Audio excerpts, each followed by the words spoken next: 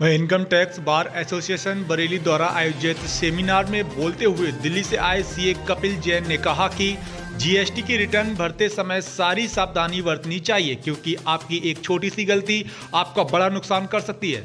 उन्होंने कहा कि अब जीरो या गलत रिटर्न भरने का समय खत्म हो गया है, क्योंकि अब सरकार आर्टिफिशियल इंटेलिजेंस के द्वारा आपकी सारी जानकारी इकट्ठा करके उससे जमा की गई रिटर्न को मिला रही है। उन्होंने सीए और एडवोकेट से कहा कि ये व्यापारी को भी समझने और हर हाल में केवल सही जानकारी ही डिपार्टमेंट को दें। उन्होंने रोज आने वाले नोटिस के लिए कहा कि ये नोटिस इसलिए आ रहे हैं क्योंकि शुरुआती में सही रिटर्न नहीं भरी गई। उन्होंने जीएसटी के विभिन्न प्रावधानों पर विस्तार से चर्चा करते हुए विभाग की कार्य प्रणाली पर भी सवाल उठाए। उसमें परिवर्तन की मांग भी की। सीए, एडवोकेट और व्यापारी सबको मिलकर एक साथ इसका सामना करना पड़ेगा। वही सत्र के अध्यक्ष सीए रविंद्र अग्रवाल ने कहा कि आयकर के प्रावधानों के साथ साथ ही जीएसटी के प्रावधानों का भी ध्यान रखना चाहिए, ताकि एकरूपता बनी रहे और किसी को कोई परेशानी ना हो। वहीं income tax bar association Bareilly के अध्यक्ष एडवोकेट विशाल रत्न अग्रवाल ने अतिथियों का स्वागत करते हुए कहा कि आज जीएसटी की प्रैक्टिस को इनकम टैक्स से कम नहीं आंका जा सकता, इसलिए अब हमें दोनों विभागों को बराबर महत्व देना चाहिए। कार्यक्रम का संचालन सचिव सीए प्रदीप तिवारी एवं धन्यवाद संयुक्त सचिव सीए पवन अग्रवाल द्वारा किया गया।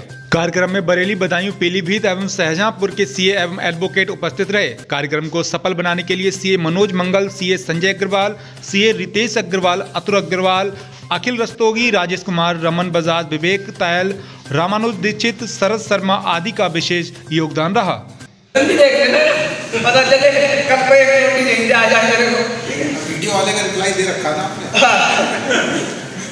नहीं, कई सारे वकील साहब साथ में रहते हैं तो वो कहते हैं कोई दिक्कत नहीं, कोई नोटिस आएगा कुछ नहीं कर देंगे हम, कोई दिक्कत वाली बात नहीं। तो मैं जनरली ज्यादा नहीं रखता, थोड़ा बहुत।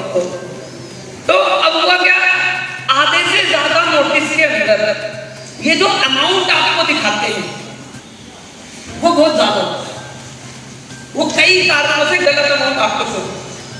तो मेरा आपसे कहना यह है कि पहले जो उन्होंने अमाउंट शो करा, चाहे वो 20 लाख का है, 30 लाख का है, 40 लाख का है, पहले तो मेरिट के बेस पर जाओ और मेरिट के बेस पर वो 40 लाख के अमाउंट को 4 लाख का करो कि साहब लो के हिसाब से इतनी पेनल्टी, और अगर लो के हिसाब से इतनी पेनल्टी है अब आप बताओ समझ रहे हो।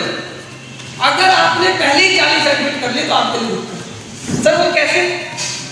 अब इनवॉइसिंग के केस में मैं अभी आने वाले नोटिस अगर आ गए ठीक, फिर ठीक सैंडल्स आ गए।